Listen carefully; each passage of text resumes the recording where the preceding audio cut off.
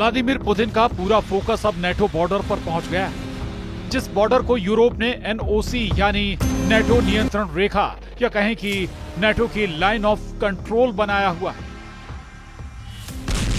रूस की फोर्स अब उसे खुल्लम खुल्ला चैलेंज कर रही है। पुतिन के टारगेट पर अब वो देश हैं जिन्होंने बॉर्डर से यूक्रेन को हथियार सप्लाई किए। अक्टूबर में ही पुतिन ने कई शिकार कर डाले, ये दावा उनके दुश्मन कर रहे हैं। यूक्रेन के बाद पोलैंड के साथ रोमानिया, इसके अलावा एस्टोनिया और डेनमार्क, इन देशों पर पुतिन का ड्रोन वाला खतरा मंडरा रहा है। इन देशों का इल्जाम है कि पुतिन ने नेटो पर चढ़ाई शुरू कर दी।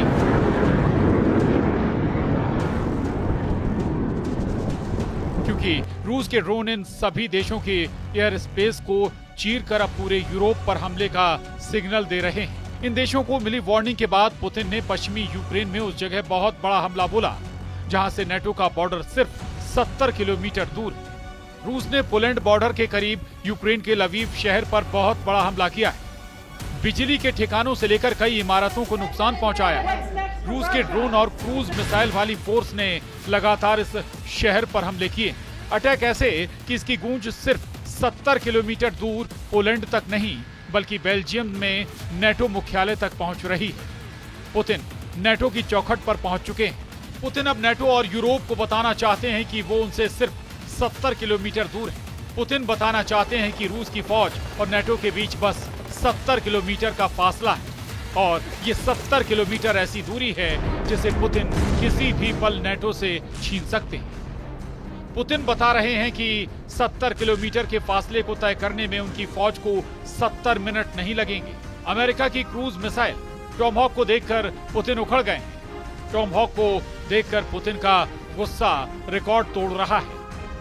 2500 किलोमीटर रेंज वाली ये क्रूज मिसाइल अब यूक्रेन को मिल सकती है और इस मिसाइल ने रूस और नेटो के बीच तनाव को बढ़ा दिया है।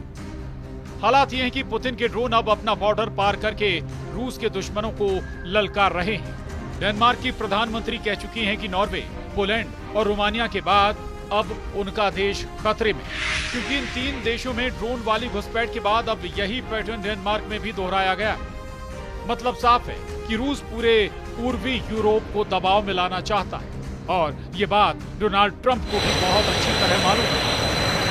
ट्रंप के प्रवक्ता कैरोलिन लीवेट का कहना है कि ट्रंप की सरकार इसे बहुत गंभीरता से लेती है और हम इस पर लगातार नजर रख रहे हैं। अमेरिका की राष्ट्रीय सुरक्षा परिषद हमारे नाटो सहयोगियों के साथ लगातार संपर्क में और राष्ट्रपति ट्रंप उनमें से कई से बात भी करते हैं। जर्मनी ने पुतिन को भड़काने वाला एक और कदम उठाया है। जर्मनी के रक्षा मंत्री बोरिस पिस्टोरियस ने लिथुआनिया जाकर रूस को आमने सामने के युद्ध के लिए ललकारा।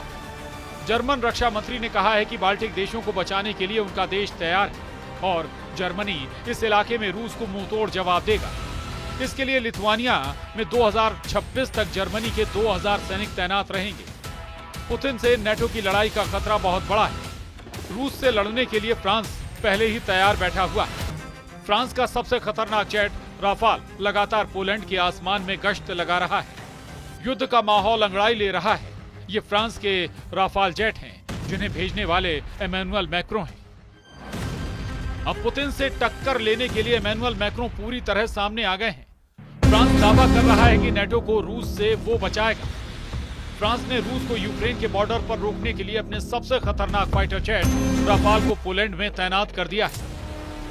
राफाल बख्शेगा नहीं, इसकी गारंटी राफाल पर लगी मिसाइल दे रही है। राफाल के विंग टिप पर लगी माइका मिसाइल, ये एयर टू एयर मिसाइल है जो दुश्मन के विमान को 80 किलोमीटर की रेंज में मार सकती है। जब दूसरा राफाल पलटता है तो उसकी विंग के नीचे नजर आती है मैजिक सुपर 530 मिसाइल। इसकी रेंज है 40 किलोमीटर, यानी लंबी और छोटी दूरी।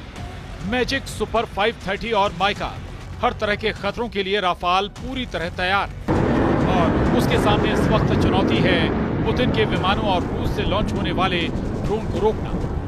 ये बात मैक्रों भी जानते हैं और इस बात से डोनाल्ड ट्रंप भी बहुत अच्छी तरह वाकिफ हैं कि एक बार पुतिन ने यूक्रेन के बाद नेटो की तरफ कदम बढ़ाया तो पहला हमला बाल्टिक देशों या फिर उनके दक्षिण में पोलैंड पर होने का खतरा और फिर आगे की राह पुतिन खुद तैयार कर लेंगे। पुतिन की तैयारी चौतरफा नजर आ रही है। वो युद्धाभ्यास करके समंदर से जिरकॉन हाइपरसोनिक मिसाइल भी फायर कर रहे हैं। उनके सुखोई 34 सुपरसोनिक बॉम्बर भी तैयार कर दिए गए हैं। रूस और बेलारूस अपनी सेनाओं के बीच तालमेल बढ़ाने के लिए किसी भी हद तक जाने को तैयार है। पोलैंड इस तैयारी का सबसे बड़ा नुकसान उठा सकता है, इसकी आशंका पूरे नेटो को है। पुतिन की सेना ने 3.5 साल के युद्ध में सबसे खतरनाक अटैक की तैयारी शुरू कर दी। रूस इस बार यूक्रेन पर नहीं बल्कि नेटो पर सबसे बड़े हमले के लिए खुद को आजमा रहा है, क्योंकि अमेरिका और नेटो ने भी रूस को दबाने में कोई कसर बाकी नहीं रखी। अमेरिका के उपराष्ट्रपति जेडी वेंस ने जब से यूक्रेन के लिए टॉम हॉक का नाम लिया है, पुतिन का मूड बिगड़ गया। जेलेंस्की ने जब से अमेरिका से टॉम हॉक मांगी है, पुतिन यूक्रेन को लगातार बड़ी सजा देना चाहते हैं। टॉम हॉक के ऐसे वीडियो यूक्रेन का हौसला बढ़ा सकते हैं, लेकिन वो ये भी जानते हैं कि पुतिन का गुस्सा अब रिकॉर्ड तोड़ रहा है और इसका पहला निशाना यूक्रेन के बाद पोलैंड बन सकता है, क्योंकि लवीव पर हमला करके पुतिन साफ साफ बता रहे हैं। पुतिन ने नेटो और यूरोप को मैसेज भेज दिया कि वो उनसे सिर्फ 70 किलोमीटर दूर है। पुतिन ने बता दिया है कि उनके और नेटो के बीच अब बस 70 किलोमीटर का फासला है, और ये 70 किलोमीटर ऐसी दूरी है जिसे पुतिन की फौज ने नाप लिया तो नेटो घुटनों पर आ सकता है। पुतिन बता रहे हैं कि 70 किलोमीटर के फासले को तय करने में उनकी फौज को 70 मिनट नहीं लगेंगे, इसलिए अक्टूबर का महीना यूक्रेन और रूस के बीच नहीं बल्कि पुतिन और नेटो के बीच तनाव बढ़ा रहा है। इस महीने के आने वाले दिन बहुत अहम होने वाले हैं।